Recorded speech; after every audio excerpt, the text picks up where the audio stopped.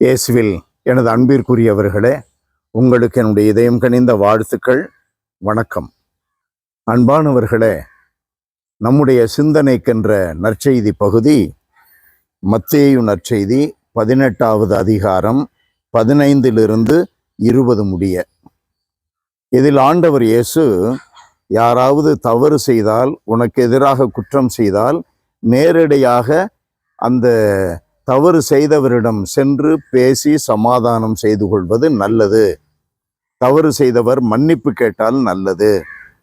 இல்லாவிடில் 2-3 பேரோடு சேர்ந்து சென்று அவருடன் பேசி சமாதானம் செய்து கொள்வது மிகச் சிறந்தது. அதுவும் ஒத்துக்கொள்ளவில்லை என்றால் திருச்சபையிடம் சொல். திருச்சபை என்பது கடவுளுடைய ஊழியர்களை வைத்து சமாதானத்திற்கு ஏற்பாடு செய்வது. அன்பானவர்களே, இந்த மன்னிப்பு என்பது இயேசுவினுடைய போதனைகளில் தலையானது. மன்னிப்பு கேட்பதும் மன்னிப்பை கொடுப்பதும் மிக முக்கியமானது.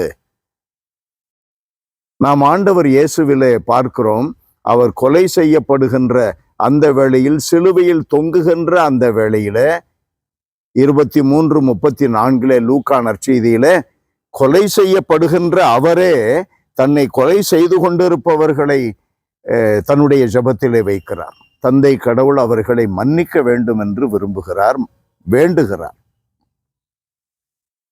ஆண்டவருடைய தாராளமும் வள்ளல் தன்மையும் மன்னிப்பு குணமும் நமக்கு சுட்டு போட்டாலும் வராது என்றாலும் நம்மை ஆண்டவர் சுட்டு போட்டு அதை கற்றுக் கொடுக்க விரும்புகிறார்.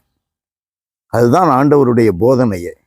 மேலும் ஆண்டவர் சொல்லுகின்ற முக்கியமான ஒரு கருத்து என்ன இன்றைய நற்செய்தியிலே என்றால், நாம் 2-3 அவருடைய பெயரால் கூடி ஜெபித்தால் அது கட்டாயம் கிடைக்கும். கட்டாயம் கிடைக்கும். அந்த 2-3 என்பது என்னை பொறுத்த வரையில ஒரு குடும்பத்தை குறிக்கும். மற்றவர்களுக்கும் அது சார்ந்த ஒரு காரியம்தான். ஆனால் ஒரு குடும்பத்தை குறிக்கும். கணவன், மனைவி, பிள்ளைகள் சேர்ந்து ஜெபிக்க வேண்டும். ஜெபிக்கின்ற அந்த வீட்டில் கடவுள் இருக்கு. அவர்கள் மத்தியில் கடவுள் வீற்றிருக்கிறார். அந்த குடும்பம் எவ்வளவு மகிழ்ச்சியாக இருக்கும், எவ்வளவு அற்புதமான அதிசயங்களை தினந்தோறும், கடவுளுடைய அதிசயங்களை, இரக்கத்தை அனுபவிக்கும். காரணம், கடவுள் அங்கேயே இருக்கிறார், குடிகொண்டிருக்கிறார். நம்முடைய வாழ்க்கையிலே குடும்ப ஜெபம் மிக முக்கியமானது.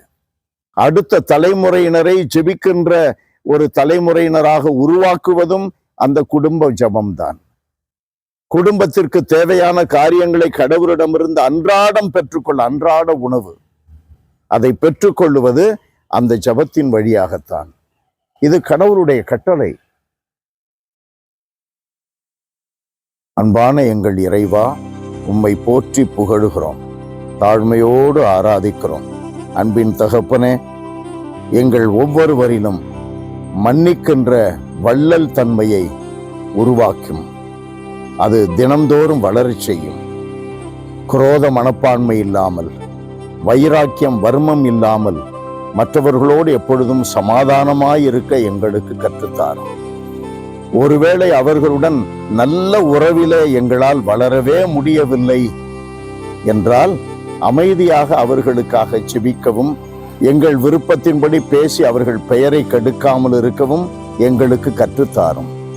ஆண்டவரே, எங்களுடைய அன்றாட வாழ்க்கையில் நாங்கள் குடும்பமாக உம்மை அணுகி வருகின்ற குடும்ப ஜெபத்தில் உம்மை எங்கள் வீட்டிற்கு கொண்டு வருகின்ற நல்ல விசுவாசிகளாக வாழுகின்ற வரத்தை எங்களுக்கு தந்தரணும்.